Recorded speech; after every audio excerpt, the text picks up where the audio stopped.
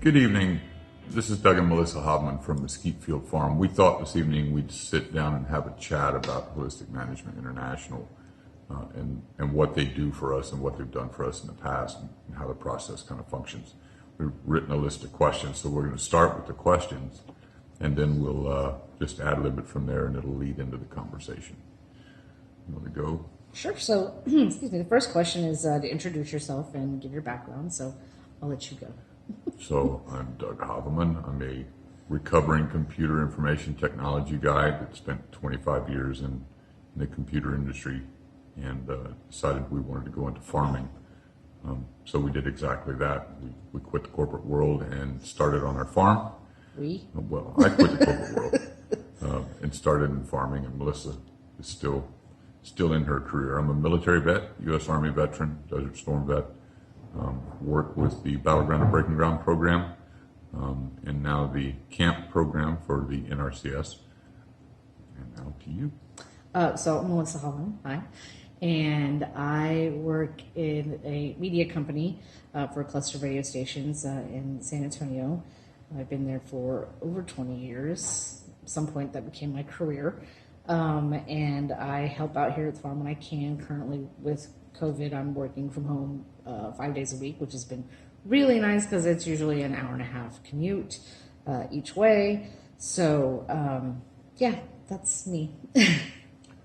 So how did you become involved with Holistic Management International? So I'll answer that one first because it actually started with Melissa Burns Blair. She highly recommended that I apply for the Beginning Women Farmers and Ranchers of Texas program that Holistic Management used to offer. And it was, I got the grant, and it was a 6-month course, if I remember correctly. It was a weekend a month, and it covered all of the different aspects of Holistic Management International, which was wonderful. And then at one point, I'll let you tell the biggest part of that story, because it kind of ties into the next part of how HMI has positively impacted us. But I was taking the class and I was seeing such a benefit from it, especially one particular part that we implemented on the farm. And so then you took we can't remember which came first, the Drought Summit or the co-ed Beginning Farmers and Ranchers class for HMI, but you did both of them, regardless of which one was first or second. And we've implemented a lot of their practices here on our farm. But I'll let you tell the story of how we realized that, oh my goodness, this actually works. Yeah, so I actually came from a traditional ag background. I did the typical 4-H and FFA, raised pigs when I was in school. So we learned all of those things in a small rural community that you would learn in Texas about agriculture. We weren't sure how we were going to farm on our property. So Melissa had gone off to HMI to one of the events. It was the grazing planning weekend. And she was actually working on, the grazing management piece. And it was summertime, we were expecting a rain event, and I had a pasture full of silverleaf nightshade. And I decided that we were going to get the rain. And while she was gone, I'd go ahead and chop those weeds down because they didn't serve any purpose to us at all. So I got on a tractor and cut all the weeds down, and the rain event never happened. And I smoked to the ground, smoked us down to bare soil. The entire 16 acres of grazing land we had was absolutely worthless at that point. And Melissa came home and said, we learned some new things, and this is what they said we should do. And I said, well, it can't get any worse, so let's go ahead and do those things. We can only go up from here. So literally. So we immediately put our cattle into rotation. Well, we set up our paddocks in our 2 fields and set up 52 paddocks, and with electric fence. Yeah, we didn't have any permanent fencing at that point. We had no permanent fencing. Yeah. We set it up with electric fence, moved the livestock into rotation, and 29 days later we had knee-high Virginia wild rye. We never planted a seed. All we did was move the livestock into rotation. So at that point I was sold. I had seen the benefit of HMI practices immediately, so I got very interested, started doing a lot of research, not only through down the path of Holistic Management International, but also with Joel Soliton. recently Gabe Brown, and all of those people that are now doing either regenerative ag, holistic management practices, or a hybrid of both. I'm more along the holistic management, regenerative ag. We still don't use chemicals in the farm. That's kind of how we got into those practices. Right. So the next question is, how has HMI positively impacted you? And I'd kind of like to take that one for just a second. Do that. Because it provided me the information that HMI, comes with the financial planning, the grazing planning, and all those things. And that's all great, testing questions, and it's all wonderful.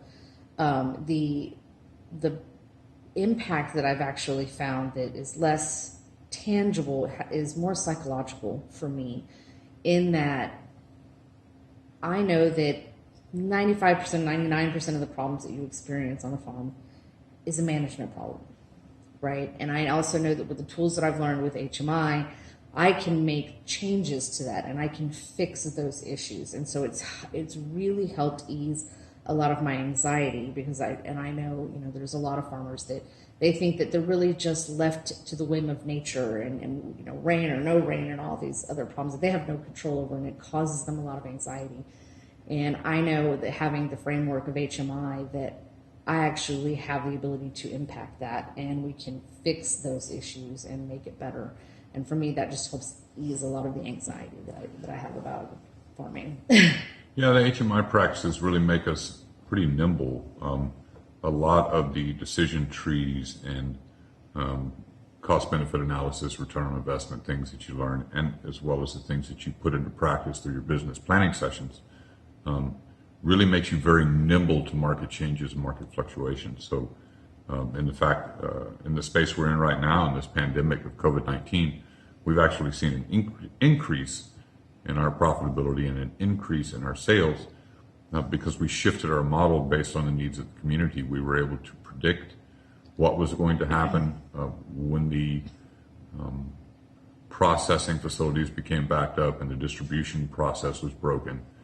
We knew that our customers, as well as new customers, were going to be requesting product, and we might run out. So we were able to get ahead of the rush on the processors that everyone is experiencing right now, and get extra product in our freezers ready for the customers. We increased our poultry operation at that time until summer hit. We still followed our schedule and decided to stop when it gets too hot so we don't lose the animals. But we doubled the production model we had in place, and now we're implementing or installing a high tunnel so that we can focus more on our niche crops and specialty crops that we want to grow for the farm and our orchards. So it's given us the ability to grow quick. Well, and also because previously, but prior to COVID-19, the biggest majority of our customers were actually my coworkers, right? And I would just, when I was going into the office, would bring their beef orders in, pick a day, whatnot. And so we've actually been able to shift some funding around through testing questions and decision-making processes, and have now been able to update our website, create an online store, and now we just do deliveries to San Antonio every 2 weeks if we have customers that have purchased, and been able to increase our online presence with Facebook and our social media and stuff like that. And so that's been really good that we've had the ability to shift instead of worrying about, oh my goodness, I've lost all of our customers that we had at my workplace. Well, now we've gained other customers to help supplement that, and we still have the customers from my workplace. Correct. It's just that we do the delivery a little bit differently. We have the ability to do a contactless delivery. That's not difficult at all, and that's what we do. And it's HMI giving us those tools to do the testing questions and make sure that this is the right decision for us, given the space that we're in, and that sort of thing. It's really helped with situations where it's a pandemic or a disaster or whatnot. Hurricanes, tornadoes, flooding. Right, exactly. So it kind of leads into the next question, where how have you used the decision-making process, which actually I think I just literally answered that question, so we may be able to skip that.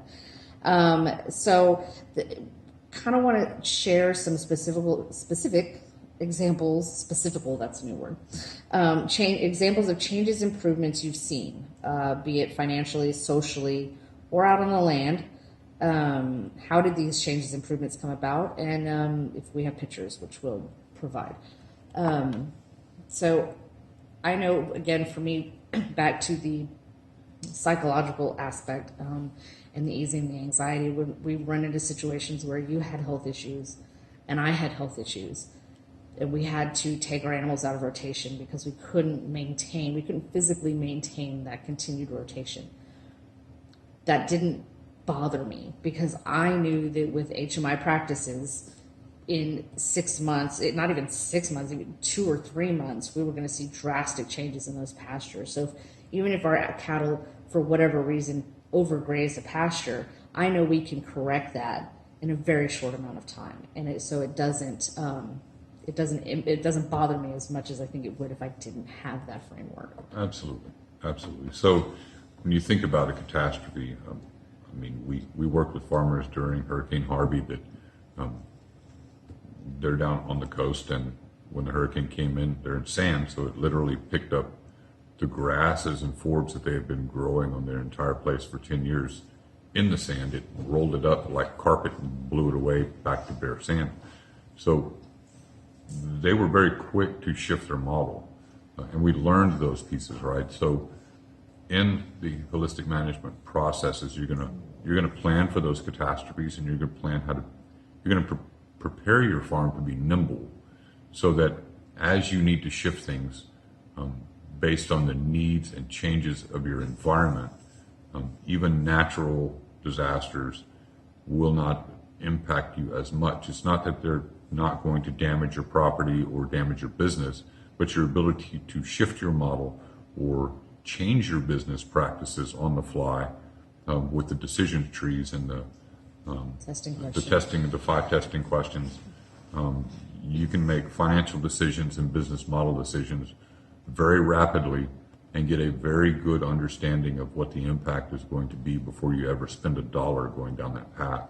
And it's really, really important because cost avoidance is one of the primary methodologies for a farmer to maintain capital is to not spend it, right? That sounds like it's an obvious conversation, but we will nickel and dime ourselves to death on a farm if we don't pay attention to our decisions about purchases. So if we can avoid cost and just shift our model by moving things around that we already have on the farm, we can recover faster, maintain capital, and still keep our production model functioning. Well, the other thing that I like about it is specifically talking about like the testing questions, because farming tends to be a very family, type situation.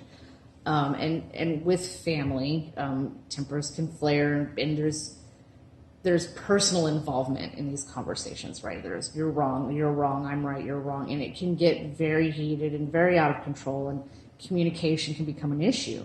And the thing that I love about the testing questions is it takes it beyond the ego and beyond all of those things. So you can sit down with a piece of paper and say, this isn't about what I think. It's not about what you think. Here's the reality of the situation. What's the problem we're trying to address? What's going to most effectively address that? So it takes that personal ego out of it and upset and the emotion out of it. And so you can make a very educated decision about what you're doing. And it's not, well, I'm going against you because I don't like your idea. Or it's just, I don't think that's the best option. Let's sit down and look at this and make the decision that's right for the farm. Yeah, it's an educated decision. Right, exactly. It's not emotional. And I love that. Oh, absolutely. He saved us a lot of arguments. Yes, and still nothing counts when you're moving cattle. I think we've answered all the questions that were being asked. Is there anything you want to add in closing? Nothing other than I am a firm believer in Holistic Management International and what good it has done for us on our farm and for what we do in stewarding this land in our community. Absolutely. The one thing I would say about HMI is that in the practices that you learn and the practices they provide and teach you, the one thing that it is not is rigid. So those principles and practices can be shifted to your model because no one's piece of soil is exactly the same and no one's model is the same.